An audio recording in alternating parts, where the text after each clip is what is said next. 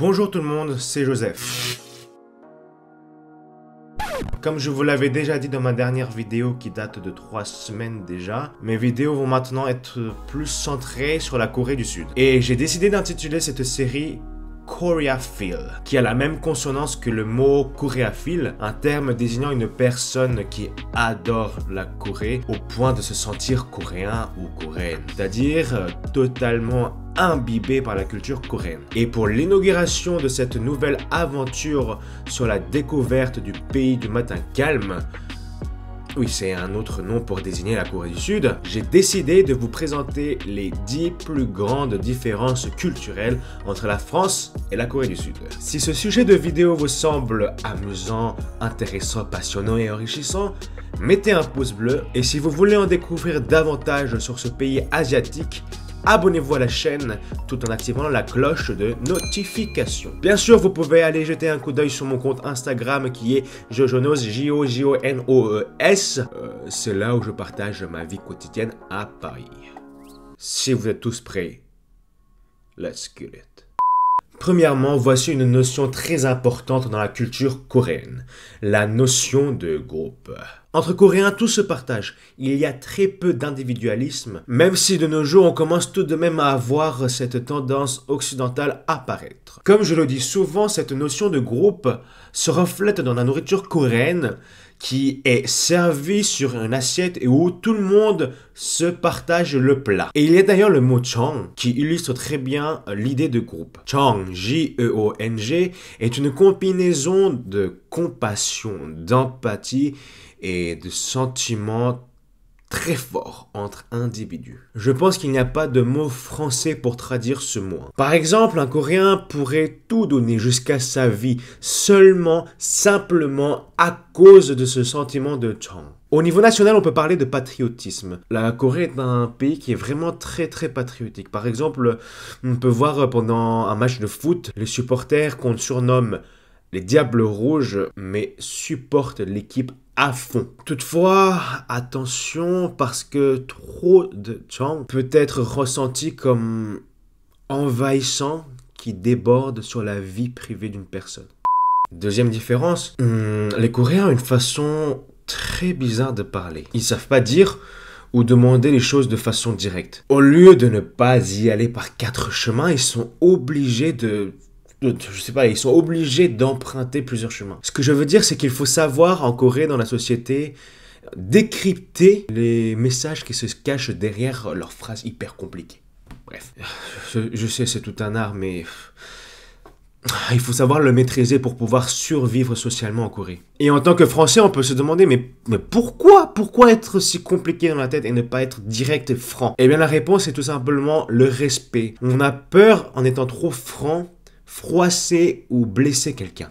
On va enchaîner avec le troisième point qui est le respect, et surtout le respect envers les personnes plus âgées. Les fans, les personnes qui s'intéressent à la culture coréenne doivent sûrement savoir de quoi je veux parler. En coréen, il existe un vocabulaire, même une grammaire spécialement dédiée à être utilisée quand tu parles à une personne plus âgée que toi. Même s'il a un an de plus que toi, t'es forcément obligé de le respecter et de le vouvoyer. Tutoyer une personne que tu rencontres pour la première fois est quasi similaire à un délit. Tu peux te faire allumer à cause de ça. Hein. Après, si vous n'avez pas une différence d'âge énormissime, tu peux lui demander gentiment « Est-ce que je peux te tutoyer si ça ne te dérange pas ?» Normalement, tout le monde accepte la plupart du temps, mais bon, il y a toujours des exceptions. Le quatrième point là s'enchaîne avec le point précédent, mais maintenant plus le respect dans les lieux publics. Les Coréens font très attention au respect d'autrui dans les lieux publics. Quelqu'un qui fume dans un lieu public ou dans une zone non fumeur peut être verbalisé et recevoir une amende. Ne fumez pas n'importe où. Un autre exemple est celui des couples. En France, c'est totalement normal entre couples de se câliner, d'avoir des moments de tendresse, de s'embrasser, de s'enlacer, tout ça. Mais en Corée, ce n'est pas le cas. Tous ces petits gestes d'affection et de tendresse sont mal vus. Cela peut être offusquant et irritant pour les autres. Les citoyens coréens sont conservateurs et ils font super attention, je dirais même un peu trop attention au regard des autres. Ironiquement, dans ce cinquième point, je vais vous expliquer que le contact physique et tactile entre personnes de même sexe est tout à fait normal. C'est en tout cas moins mal vu que les contacts entre sexes opposés. Du coup, les filles en général marchent en se tenant par les bras, se prennent souvent dans les bras facilement. Idem pour les garçons. Et un truc qui m'a choqué en Corée, dans le métro, quand il n'y avait pas de place, il y avait un garçon qui était assis, un mec qui était assis tranquille, et un autre qui était assis sur ses genoux. En France, tu vois ça, mais tu dis, mais ils font quoi là? Mais en Corée, c'est tout à fait normal, comme quoi les différences culturelles peuvent parfois être choquantes.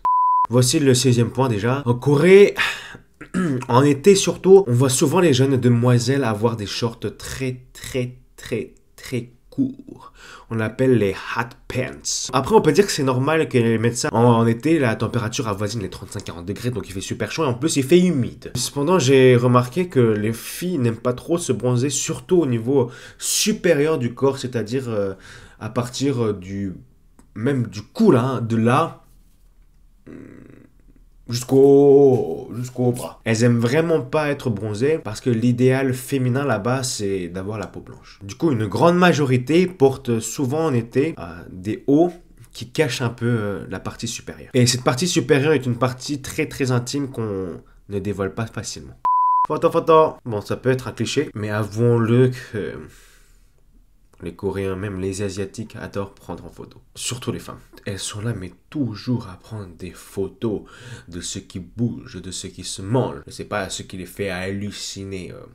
Elles prennent des photos de tout. Il y a une phrase en coréen qui dit que seules les photos restent. En gros, il faut prendre en photo pour pouvoir se rappeler de ce moment. C'est pas totalement faux. Bon, libre à vous de prendre ou de ne pas prendre des photos.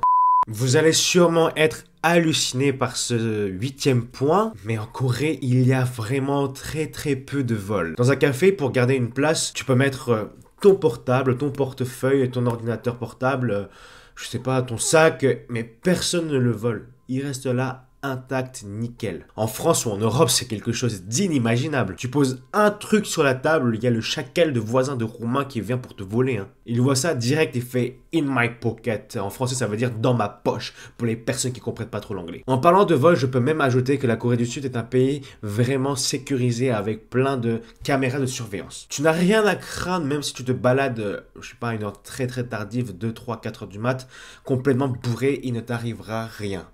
Ensuite, je suis sûr que c'est quelque chose que vous savez tous. En Corée, Internet est tellement rapide. Là, au moment où je vous parle, les Coréens utilisent déjà la 5G. Nous, en France, on est là avec la 4G qui a l'air de fonctionner seulement quand il est de bonne humeur. Tout le temps en train de trop faire de caprices, ce 4G. Il faut qu'il se calme un peu. Et quand je vous dis qu'Internet c'est super rapide, ce n'est pas un mensonge. D'ailleurs, on capte le réseau à n'importe quel endroit. Dans le métro, dans les tunnels, dans les sous-sols, etc. Mais partout. Partout, Internet fonctionne. Et enfin, dans le dernier point, je peux vous dire que la Corée est un pays qui ne dort pas du tout. La Corée ne dort jamais. Les Coréens sont toujours réveillés. L'exemple parfait est le service de livraison. Il est possible de commander de la nourriture peu importe le moment de la journée ou de la soirée ou de la nuit ou de l'aube, je sais même pas comment on dit. Et à 3 heures du mat, si t'as faim, mais tu peux te faire livrer un plat. Ah, j'ai faim là.